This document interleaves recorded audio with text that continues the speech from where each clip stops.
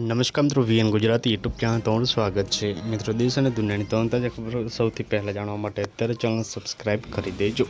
મિત્રો, ખૂબ જ મોટા સમાચાર સામે આવી રહ્યા છે, જે બાદ ચારે બાજુ હડકંપ મચી ગયો છે। સંપૂર્ણ માહિતી આજના વિડીયોમાં જાણીશું। વિડીયોમાં અંત સુધી બન્યા રહેજો।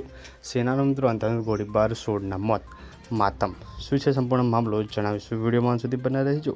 પાકિસ્તાનથી ખબર સામે આવે છે। પાકિસ્તાન અધિકૃત કમિશનર પીઓકેના મિત્રો રાવલકોંડમાં મોંઘવારી, વીજ દરોમાં વધારો અને મૂળભૂત અધિકારોમાં શાંતિપૂર્ણ પ્રદર્શન કરી રહેલા લોકો પર પાકિસ્તાની સેનાએ રેન્જર્સ અંધાધૂંધ ફાયરિંગ કર્યું છે।